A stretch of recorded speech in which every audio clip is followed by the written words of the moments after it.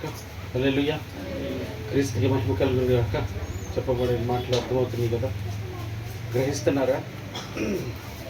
బంగారమును విస్తారమైన ముత్యములు కలవు, ఉచ్చరించు పెదవులు ఏది విలువైందంట?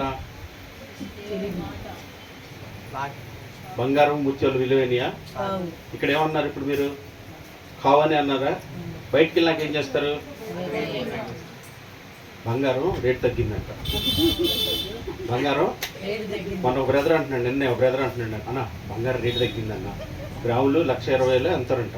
అంతే అన్న, నువ్వు కూడా పిల్లలకు కొని పెట్టుకోవాలి అంటే చూసాం. అసలు ఎంత సార్లు దేవుడు ఇస్తోత్రం వాళ్ళు బతికే సార్లు అనుకుంటున్నాను నేను, నీకు తెలియదు వదిలిపెట్టలేకుండా. ఇక్కడికి వచ్చినప్పుడు మాత్రం ఏం చెప్తుంది? సత్యవంతుల్లాగా మనం ఆడచ్చట్టగా ఆడకూడదండి, చేయకూడదండి, వెళ్ళకూడదండి అంటారు. గుమ్మాలు దాటగానే చేసే పనులు ఏంటి తెలుసా? అచ్చంగా అవే. మీరు గమనించుకోండి, ఆత్మీయ జీవితంలో మీరు చూసుకుంటారో లేదో, ఎందుకు ఇలా ప్రవర్తిస్తాను ఎప్పుడైనా ఆలోచన చేశారా? కొంతమంది విచిత్రం, కొంత ప్రార్థన చేస్తే కన్నీళ్లతో, ప్రభా నీ చిత్తము మాత్రమే నెరవేర్చాలి ప్రభా, నీకు ఇష్టడుగా మాత్రమే బ్రతకాలి ప్రభా అని ప్రార్థన చేస్తారు. లేంగా నీకు తెలుసా, వీళ్ళ ఇష్టాలు నెరవేర్చుకుంటూ వెళ్ళిపోతుంటారు కదలకుండా. అరే ఏం ప్రార్థన చేసావు, ఏం వాక్యం విన్నావు, ఏం తీర్మానం చేసుకున్నావు అక్కడ అంటే వీటన్నిటి ఎక్కడ పెడితే సార్ తొంగలో దొక్కేసేసి పక్కన పడేసేసి చెత్తపొట్టలో పడేసేసి ఇక వీళ్ళు ఇష్టానికి పోతూ ఉంటారు. దారి పడేసారు. ఎక్కడ పోతారు అంటే సత్యము, జీవము, నీతి మార్గం మందు నడుచుకుంటున్నాను నేనంట. మీరు ఎవరంటే నీతిమంతులు మేము. ఇందులో ఉంది అసలు అట్లాగా. వాక్యమైన అర్థంలో ఏమంటున్నాడు? నిన్ను చూసుకో, నువ్వు ఎలాగున్నావో చూసుకో, పరిశీలన చేసుకో అంటే పరీక్షించుకునే పరిస్థితి ఎంతమందికి ఉంది? అలా పరీక్షించుకోగలి చూసుకున్నవాడు ధన్యులు. దేవునికి మహిమ కలుగును గాక.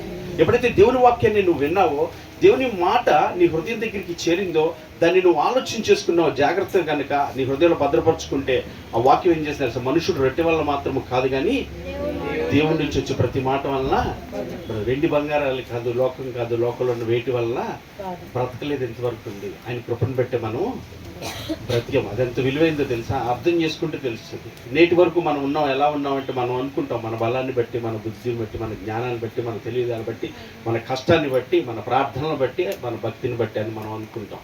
కానీ ఆయన కృపని బట్టి మాత్రమే ఉన్నానని గ్రహించగలిగినాడు. మాత్రం ఆయన మనసు ఏంటో తెలుసుకోగలుగుతాం. ఆయన తెలుసుకోవాలని ఆసక్తి కలిగి ఉంటే, ఆయన గురించిన ఆలోచన తెలుసుకోవాలి అని నీకు ఆతృత ఉంటే నీకు అర్థమైంది. హల్లెలూయా. కానీ ఈరోజు ఎలా ఉందో తెలుసా? భక్తి అంటే ఏంటో తెలుసా? మేము కూడా ప్రార్థన చేస్తాం, మేము కూడా చర్చికి వెళ్తాం, మేము కూడా విశ్వాసులవే, మేము కూడా క్రైస్తవులవే. అప్పుడు లోకం కూడా ఎవడు, అవును మీరు కూడా క్రైస్తవులే, మీరు కూడా ప్రార్థన చేస్తారు, కానీ ఏం ప్రయోజనము లేదు. ఎందుకు చెప్తుంది తెలిసి మాటలు? ఏ మాటనైతే నువ్వు వింటున్నావో ఆ మాట ఎక్కడ పెట్టుకోవాలంట? నీ హృదయంలో పెట్టుకోవాలంట. అన్నిటికంటే విలువైంది దేవుని వాక్యం తెలిసినప్పుడు బయట నీకున్నటువంటి పరిస్థితుల్లో, బయట నీకున్న ఎదురవుతున్న సందర్భాలన్నింటిలో కూడా ఈ వాక్యాన్ని నువ్వు ఎత్తి పట్టగలిగిన దానిగా వాడిగా ఉండాలి. దేవునికి స్తోత్రం కలిగినగా. అప్పుడు నీ హృదయంలో పెట్టుకున్న దాని అవుతాం. అక్కడికి వెళ్ళగానే ఏమవుతుంది? బయటకు వెళ్ళగానే బంగారం తగ్గిందనగానే వెంటనే అప్పసప్ప చేసి కొంటకి ముందు పురుగులు తీసి అది కొనేసుకొని, అది కొంటకి డబ్బులు లేనప్పుడు జరగనప్పుడు అందరూ చీ అని కూర్చున్నాక అప్పుడు మళ్ళీ చీ అవన్నీ అనవసరం. నిజంగానే దేవుని ఒక వాక్యమే. ఎప్పుడు కొంటకి ఓపిక లేక అప్పులు సప్పులు ఇచ్చేవాళ్ళు లేక అన్నీ అయిపోయినాక అప్పుడు ఏం చేస్తారు తెలుసా? అవును దేవుని ఒక్క వాక్యమే, మళ్ళీ తిరిగి ఇక్కడికి వస్తారనమాట.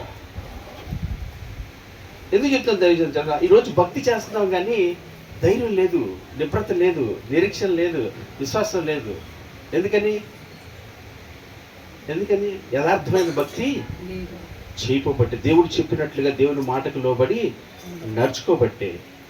అలా కనుక నడిచేదాన్ని నేను ఇలాగే ఉండాలి, అలాగే నడుచుకోవటానికి ఇదిగో నా వల్ల కాదు, నన్ను నీ పాదాలు చెంత పెడుతున్నాను, నన్ను అంగీకరించి నడిపిస్తావా అంటే నడిపించడండి. తండ్రిని కుమారుడు చేయబట్టి నడిపించినట్లుగా నేను నిన్ను నడిపిస్తాను. ఎప్పుడు చెప్పే మాట నేను, ఆయన ఆశ్రయించిన నరుడు ఎలా ఆశ్రయించాలి? సంపూర్ణంగా నా మీద సర్వాధికారం నీకు ఇస్తాను. ఏలాలి నువ్వు నా హృదయాన్ని, ఏలాలి నువ్వు నన్ను నడిపించాలి అంటే ఆయన చక్కగా జరిగిస్తానండి.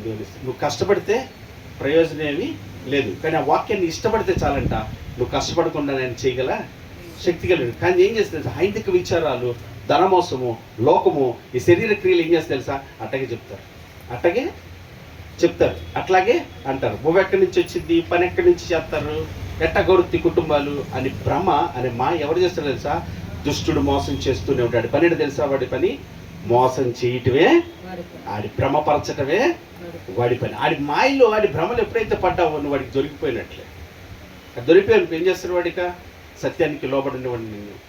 కానీ ఆయన మాట ఎప్పుడైతే విని నీ హృదయంలో తీర్మానం చేసి, అవును ప్రభా ఇట్లాగే ఉండాలనుకున్నా, వెండి బంగారాల కంటే విలువైనది నీ వాక్యం, ఈ లోకంలో ఏది నీ నుంచి నన్ను దూరం చేయకూడదయ్యా, నీ ఉండాలనే కోరుకుని నీకు అప్పగించుకున్నా అంటే ఆయన ఖచ్చితంగా ఆయన నిన్ను నన్ను నిలబెట్టగలిగిన దేవుడు అండి. దేవునికి స్తోత్రం కలిగింది. ఈరోజు ఉందా మరి అలాగా? ఉందమ్మా? చెప్పబడిన ప్రతి మాట చెప్పున్నా, వెండి బంగారాల కన్నా నీ మాట విలువైందయ్యా, యథార్థత కలిగి మాట్లాడే మనసు నాకు దయచేయ, యథార్థంగా ప్రవర్తించే కృప నాకు దయచేయ. లోపల ఒకటి బయట కొట్టి కొన్ని చోట కూడా ఎలా చెప్పాడు? అవి బాగుంటే బాగుందండి, ఒకవేళ నచ్చలేదు అనుకో, నీ ప్రవర్తన నచ్చలేదు అని చెప్పగలిగిన వాళ్ళు మనం చెప్పగలుగుతావా? అలాగా అనగలుగుతావా? సరే నీ ప్రవర్తన బాగాలని వాళ్ళ చేస్తాను అని అనగలుగుతావా? ఇది అలిగిద్ది రేపొద్దున ఆనందం లేదనుకో, లేదు అలాంటి ఎందుకు వచ్చింది అవునండి అని అనుకుంటామా? అలాగా ఉండకూడదు. ఆత్మీయులైనా కుటుంబం ఎక్కడైనా అందరూ మనం ఒకలాగానే ఉండేలాగా నేర్చుకో. అదే నేర్పిస్తున్నాడండి. కానీ ఇన్ని నేర్పించినా కూడా మనం ఎక్కడో చోట కనపడినప్పుడు వెంటనే ఏం చేయాలి? పసిగట్టాలి. ఇంకా నాలో ఇలాంటివి ఉన్నాయి అమ్మో, ఎమ్మటినే ప్రార్థన మనం చేసుకోండి. నాకు మొరపెట్టుము, నేను నీకు ఆ తర్వాత అది అది అనే కొద్ది లేట్ అయితే అది మొదలు పెట్టాలని అనుకున్నా కానీ అటు కాకుండా ఇటుకోటి అయిపోద్ది. అసలు అందరిది మాత్రం ఆయన వచ్చేసరి బదులు అయిపోయింది. దేవుడు చెప్పేది ఇంకోసారి దేవునికి స్తోత్రం కలిగింది కాక. ఆయన యొక్క ఆలోచన, ఆయన యొక్క ఉద్దేశం, ఆయన యొక్క మనస్సు, ఆయన చిత్తం మీద ఆయన వైపు తిరిగితే కనుక ఆయన అన్ని చేస్తాడు. 2 అడుగులు మాత్రం వేయద్దు, ఒకదాని మీద మీ మనస్సు నిలుపుదాం, ఆయనకు అప్పగించుకుందాం, ఆయన ఆశ్రయిద్దాం. ఆయన చక్కగా మనల్ని నడిపించడానికి ఇష్టపడుతున్నాడు. ప్రార్థన చేద్దామా? కళ్ళు మూసుకుని తరలించినట్లయితే నేనే ప్రార్థన చేస్తాను. సమయం అవుతుంది.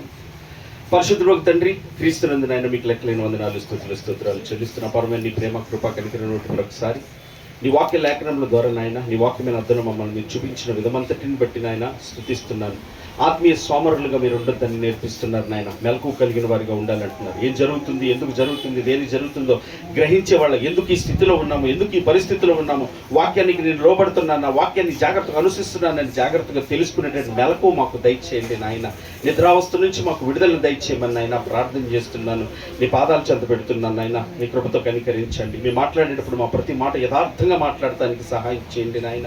మా హృదయంలో ఉన్నట్లుగానే మాట్లాడటానికి సహాయం చేయండి. మనుషులు మెప్పును కోరుకోక, అయ్యా మనుషుల ఘనతను మేము ఎన్నడూ ఆశించక నా తండ్రి నాయన, మమ్మల్ని చూస్తున్నావని యెహోవా నీవు హృదయంతరంగాలు నేరిన దేవుడు అని భయభక్తులు కలిగి నువ్వు చూస్తున్నావని నాని యథార్థంగా ప్రవర్తించే కృప మాకు దయచేయండి. వేషధారులారా అంటున్నావు తండ్రి నాయన. వేసలకైనా చోటిస్తాను కానీ వేషధారులకు చోటు ఇవ్వని అంటున్నావు. అటు యథార్థ ప్రవర్తనను మాకు దయచేయండి నా తండ్రి నాయన. ముఖస్తుతి చేసేవాళ్ళగా కాక నా తండ్రి యథార్థ ప్రవర్తన కలిగిన వారికి ఉండటకు సహాయం చేయండి అయ్యా. నీ మాట నాయన జీవాధారమైనది నా తండ్రి, మమ్మల్ని బ్రతికించేది అయ్యా. మాట వెండి బంగారు లోకంలో దేనితో సరిపోదు నాయన, దేనితోనూ సరిపోచలేదని తెలుసుకొని జాగ్రత్త కలిగిన తండ్రి నాయన, నీ మాటను అనుసరించడం, నీ కృపను ఆశ్రయించే పిల్లలుగా ఉండడానికి సహాయం చేయమని నాయన ప్రార్థన చేస్తున్నాను. నీ పాదాలు చెంత పెడుతున్నాను. నీ కృపని కోరుకుంటున్నా. విన్న ప్రతి మాట బిడ్డల హృదయాల్లో స్థిరపరచండి అయ్యా, బలపరచండి అయ్యా. బిడ్డలకు అనేక స్థితులు, పరిస్థితులు ఉన్నాయి, ఇబ్బందులు ఉన్నాయి, సమస్యలు ఉన్నాయి. వాళ్ళు చేసే ఉద్యోగాలు, పనులు, వ్యాపారాల్లో అనేక పరిస్థితులు ఉంటాయి నాయన. అక్కడ ఎలాగ ఉన్ననో సరేనాయన, నీ వాక్యాన్ని మాత్రమే జ్ఞాపకం చేసుకునేటువంటి కృప బిడ్డలకి దయచేయమని ప్రార్థన చేస్తున్నాను నాయన. మా వల్ల కానిది నాయన, మేము చేయలేక నేటి వరకు ఇలాంటి పరిస్థితుల్లో ఉన్నాము. ఈరోజు నీ కృపని ఆశ్రయిస్తున్నాం నాయన. మా మీద సర్వాధికారం నీకు అప్పగిస్తున్నాం. మమ్మల్ని సృజించిన సృష్టికర్తవయ్యా నీవు అయ్యా. మేము తప్పిపోతే మా కొరకు వెతికి ప్రాణం పెట్టిన వాడవయ్యా. మమ్మల్ని బలపరచడానికి కొరకు నిద్రపోయిన దేవుడు అయ్యా. మా కొరకు నీ ఆత్మనిచ్చిన తండ్రి అయ్యా, నీకు అప్పగిస్తున్నాను. సర్వాధికారిమైన తండ్రి నీకు అప్పగిస్తున్నాను. మమ్మల్ని ఏలండి నాయన, వాక్యం నుంచి తొలగిపోనివద్దు. రేపేమి సంభవించిందో నీకు తెలియదు, సమయం ఉండగానే సద్వినియోగపరచుకో అంటున్నావు నాయన. అయ్యా నీకు వందనాలు చెల్లిస్తారు. ఏ గడియో ఏ క్షణమో తెలియదు, దొంగ వచ్చినట్లుగా నీ వస్తానన్నావు. ఎప్పుడు వెళ్ళిపోతానో నాకు తెలియదు నాయన. ఈ లోకం నాది కాదు నా తండ్రి. భ్రమపడి మోసపోయి నా తండ్రి అసత్యాన్ని అబద్ధాన్ని ప్రేమించువాడు అగ్నిగుండం పాలైపోతాడు అంటున్నావు నా తండ్రి. ఈ సమస్తము నీది, ఈ సమస్తము నీవు, ఈ సమస్తము నీ కృప నా తండ్రి. నాదేది లేదు, నీదేనని నాయన. నీ చిత్తానికి అప్పగించుకొని నీ మహిమకరంగా జీవించే భాగ్య బిడ్డలందరికీ దయచేయండి. చేస్తున్న భక్తి యథార్థంగా ఉందో లేదో చూసుకునే కృప మా అందరికీ దయచేయండి నాయన. నెలలు గడిచిపోతున్నాయి, తరములు గడిచిపోతున్నాయి, రోజులు మారిపోతున్నాయి, సంవత్సరాలు మారిపోతున్నాయి, కానీ మేము మారట్లేదు ఎందుకని అంటున్నాను నాయ తండ్రి నాయన. అవునా తండ్రి నాయన, మారినట్లుగా ఉంటున్నాం, పైకి భక్తి గల వారికి ఉంటూ శక్తి లేని వారిగా ఉన్నాం నా తండ్రి నాయన. నిన్ను ఆశ్రయించే పిల్లలకు మేమందరూ ఉన్నట్టుగా సహాయం చేయమని బిడ్డలందరూ బలపరచండి, ధైర్యపరచండి, సత్యం అనుసరించి నీకు అప్పగించుకుని కృప దయచేయండి. నీ కృపతో నీ ఆత్మతో నడిపించండి. సత్యాన్ని అనుసరించి నడుస్తున్నప్పుడు నా తండ్రి ఉన్న సంతోషం ఆనందం ఏంటో తెలుసుకుని కృప దయచేయండి. నా పిల్లలు నీతిని అనుసరించి నడుస్తున్నారని విని సంతోషించుట కంటే గొప్పది ఏది ఉంది అన్నాడు నా తండ్రి. నాయన సత్యస్వరూపి అని పేరు పెట్టావు. సత్యమందు స్థిరపరిచి బలపరిచి నడిపించగలిగిన వాడు నీవేనని నీ పాదాలు చెంత పెడుతూ నీ చిత్తానుసారంగా జరిగించమని మా ముందున్న పరిచయాలు కూడికలన్నీ నీకు మహిమ కలిగి జరిగించడం సహాయం చేయండి. ఈ ప్రాంత ప్రజల్ని కనికరించండి నాయన. అయా లోకాచారాల్లో, అన్యాచారాల్లో, విగ్రహ సంబంధమైన వాటిలో, దురాలవాట్లో, వ్యసనాలతో, గొడవలతో ఉన్నటువంటి ఈ ప్రజలను విడిపించండి. ఐగుప్తు బానిసత్వం నుంచి విడిపించిన దేవా, ఈ ప్రజలకు కూడా విముక్తి ప్రసాదించు. నీ ముఖకాంతిని ప్రకాశించు. నీ ఆశ్చర్యకరమైన వెలుగులోకి నడిపించు. ఎవడు నశించు నీకు ఇష్టం లేదు కదయ్యా. అందరూ అంతటా మారు మనసు పొందాలని తండ్రి నీ ఆత్మ కార్యము, రక్షణ కార్యము ప్రాంతంలో నాయన బలంగా జరిగించి నీ కృపతో కనికరించమని మరొక పర్యాయం నీ సన్నిధికి వచ్చినప్పుడు వాక్యం అనుసరించి నేను సంతోషంతో నేను కనపరిచి మహిపరిచే వారిగా వచ్చి కృప చూపించమని వాక్యం ఇతని దాసుని కుటుంబాన్ని బలపరచండి. మీ ఆత్మచేత నింపి అయ్యా చెప్తున్న ప్రతి మాట చెప్పు నడుచుకున్నట్లుగా మీ కృపతో బలపరిచి అయ్యా వారికి ఇచ్చిన పని పరిచర్యను అయినా నీ కృపతో నీ ఆత్మతో నింపి నడిపించి నీకు మహిమకరంగా జరిగించమని సమస్త ఘనత మహిమ ప్రభావాలు మీకు మాత్రమే ఆరోపిస్తుంది. యేసుక్రీస్తు అతి శ్రేష్టమైన ప్రార్థించి అడుగుచున్నాను నా ప్రియ పరలోకపు తండ్రి. ఆమేన్. పరలోకమందున్న మా తండ్రి, మీ నామం పరిశుద్ధపరచబడును గాక, మీ రాజ్యం మాకు వచ్చును గాక, మీ చిత్తం పరలోకమందు నెరవేర్చున్నట్లు భూమి యందు నెరవేరును గాక. మాకు కావలసిన ఆహారం నేడు మీరు మాకు దయచేయ మా తండ్రి. మేడల అపరాధం చేసిన వారిని క్షమించేలాగున తండ్రి మా అపరాధాలు క్షమించండి. మన శోధనలో తీక వీడి నుంచి తప్పించాలి. ఎందుకంటే రాజ్యము, బలము, శక్తి, మహిమ నిరంతరము నీవే ఉన్నావు తండ్రి. ఆమె ఆశీర్వాదంతో ముగించుకుందాం.